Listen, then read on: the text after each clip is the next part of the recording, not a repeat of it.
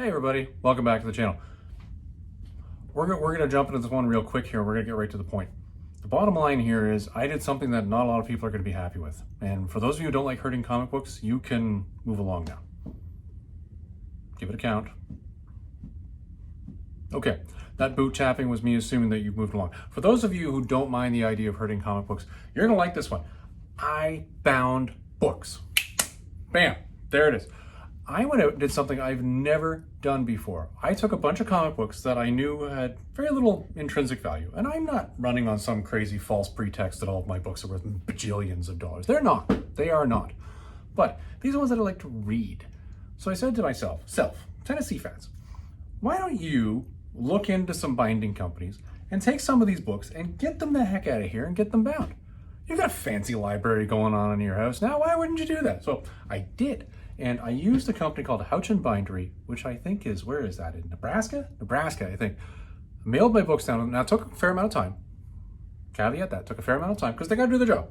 They got to do their job. They got to do it right. But the books are back. This is me opening the box the first time. I have no idea what they look like. No idea whatsoever. I don't even know a lot of the things that I ordered with it as to what the little options were as to what was what. I think I did an okay job. But the only way to find out is to actually open this up and see it. So let's do that. So today's video, we're going to tear this open. You're going to see my unabridged look at what the heck did I do when I had these books bound. And you're going to see whether you want to think you want to do it in the future. Let's get into it.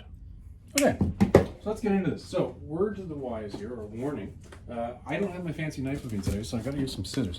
This is the box that it came in. They UPS'd it back to me, which I thought was pretty fast and pretty fantastic. And I'd say the service is not that expensive. I was surprised at how cheap this was, given what I'd asked for. Now, granted, their prices are publicly listed, so you're all going to see what they charge for what they're doing. Houchen Bindery, by the way, also known as the HK Group, I think, if you look it up that way. And I found these guys by watching basically some YouTube videos where other people had their stuff bound. And they swore by it and said they did a really good job. So I said, well, why wouldn't you go with somebody else? There is a binding company, a couple in Canada that'll bind comics as well. But I couldn't really, well, one of them I found their forms were really difficult. I couldn't figure out how to actually ask for what I was looking for, and I said to heck with it. This one was the easiest one. Yes, I had to ship it down to the States, but you know what?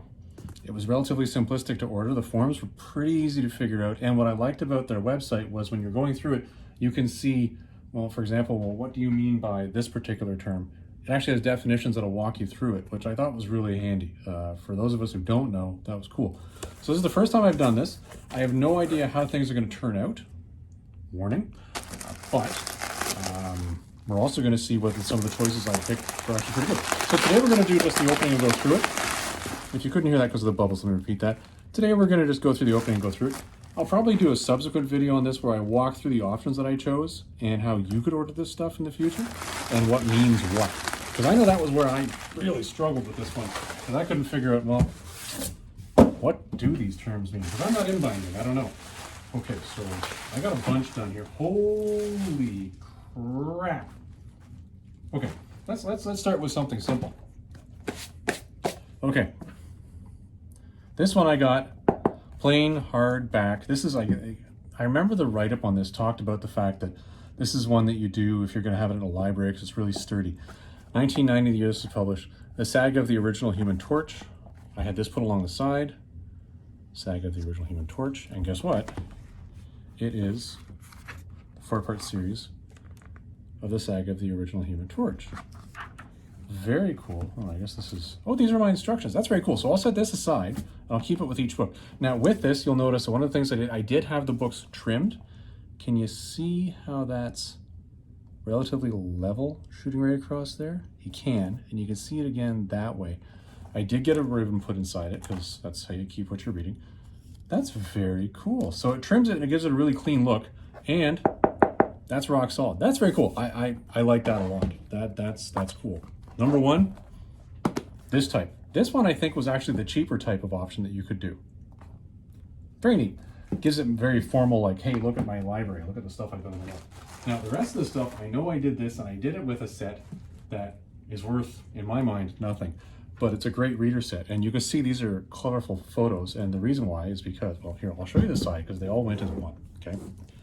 So this is the who's who DC Who's Who, 1985-1987, Volume 1 and Volume 2. That's how I labeled it, because at the bottom you'll see issues 1 through 13, issues 14 through 26, and the middle has the Who's Who Update 87. I get to choose, man, English is not working today. I get to choose what actually shows up on this spine, and you do as well when you order it. It's a white spine, black letter, it's very cool. But I just chose, these are the simplified forms. I like the fact that I had issues, and DC Comics up at the top showing what the publishing was. And you can see across the top there, I did trim these. A lot of people are not going to like that, but you trim them to give it a clean look. Otherwise, because comics are not always cut the same length. Now, these ones are the image fronts and backs. So you'll see what I chose was I said, hey, issue 1, I'm going to have, well, the actual original copy of image 1. My cover of this, and actually, mine's right here, right? Yeah. There's my cover, and you see how this is sort of an off-white.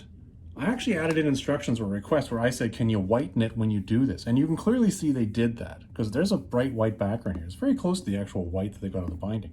And the back is the actual back of the book. If anybody knows these books, you know that what they have is they have a wraparound cover on each of them, where it continues, and it's got all the stories or the characters that are within that. So I did that for Volume 1, because I think you can only fit, I don't think it's 13. I think it's actually more than 13 that you can fit in a volume when you bind it this way. And there's a name for this binding, by the way, and I'll talk about that when I do my subsequent video. But I chose to do it this way because I broke it in half, where I've got a Volume 1 and I've got a Volume 2. There were 26 issues. I wanted them both the same size. That's what I went with. And there's my Volume 2 right there, where there's the front cover. Okay, that's issue 13. Front cover, right? And I'll get to the back of this. Boop. There's the back cover of the original comic. This side, by the way, the back cover of the original comic. And there's the back cover that was printed. And they really did clean it up. I did ask them to clean it up as much as they could. I wrote, literally just in my own crappy penmanship, wrote in, hey, could you clean these up a bit when you do it? Because mine were not great copies, they're reader copies. But I use them as resource material because I like to go back and go, well, who the hell is that guy? That's very cool. And this was the update, much smaller volume. I went out and I got all the issues, 1 through 5. And again, same thing. Can you lighten it up? They've done it. Clearly there's all the white. There's the white. And again, trimmed it. And there's the issues. Very cool. Now, I cannot remember what type of binding this is. I know there's a name for this particular form. Hold on here. Smythe binding? Does that make sense? I don't know. We're going to have to figure this one out as we go through it. And as I say, I'll do a subsequent video where I walk through the options of what means what to walk you through it. But that's pretty sturdy. And one of the reasons why I picked this particular binding, when you read about it, is this is one of the sturdier binds that you can get. That's really cool. So first impression, when I look at these two side by side, there's your color ones where they actually do the imaging on the front and the back. And there's the more formal one, which is just, hey, look, it's plain. It's the cheaper version. Of the two, which do I like better? Well, I'll tell you, the sex appeal really goes to these. There's no question about that. These just, wow, really stand out. And the bright glossy, like you can see the gloss on that, right? Can you see the sheen on it? And maybe, yeah. Oh, there's sheen. You can see that. Whereas this is more of a matte finish. But again, there's 4 issues in this. This has, over here, 5 issues. Same weight, same sturdy feel to them. So, I don't know. I'm really a toss up here. I do like this. This is very, you know what this reminds me of? This reminds me of sitting around in my university library back in the days when I had to study and research and do all sorts of crap. That's what that reminds me of. Which now has a bad taste in my mouth. Now that I think about it. All right. Definitely the better of the two options here. That's really cool. Very cool. Okay, so first reaction is, holy crap, these are awesome.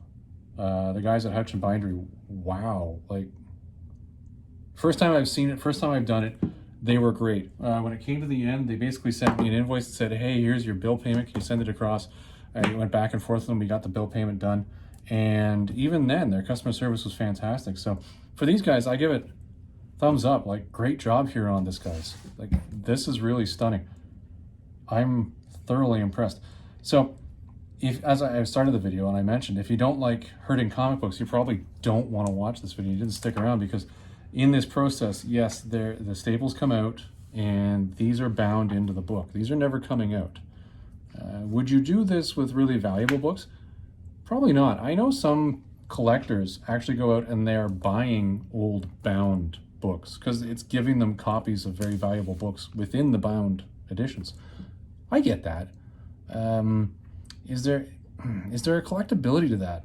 I don't know. I honestly don't know. So is this something that the comic collector is going to do or something that the comic reader is going to do? Tough choice. Really tough choice. I tell you, as I'm becoming more of a comic reader, even though I am a collector, and I have been, and I've also been a comic reader my whole life.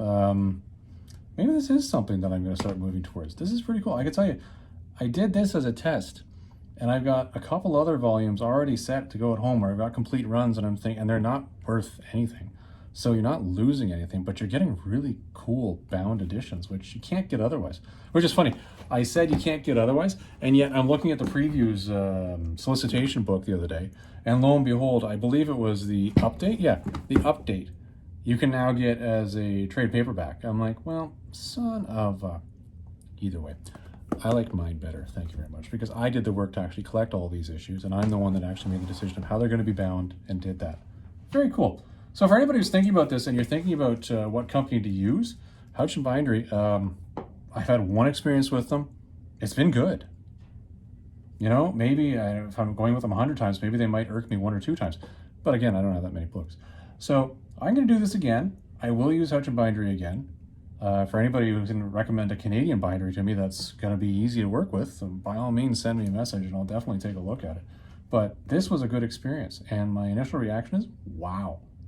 This is entirely worth doing for anybody out there who just wants to keep some of their reader books and they want to actually protect them to the point where they're not going to get destroyed with them reading them. Wow, indeed. Well, everybody, I hope you enjoyed that one. We'll follow this up with a subsequent one where what I will do is I'll go through these order sheets that I did, where I walk through and you can actually walk through, hey, this is what I want on it. And I'll walk you through a couple of the options that are available to you and what the terms mean for anybody who's wondering, because I know it took me a while to actually look up a lot of these terms, like for what these things are called. I actually don't even remember what these things are called right now. There's other ones that you can put on here as well. Again, what are they called? No idea. But when we do that subsequent video, we'll get into that. Everybody, I hope you enjoyed this one. Have yourself a great day, and we'll see you in the next one.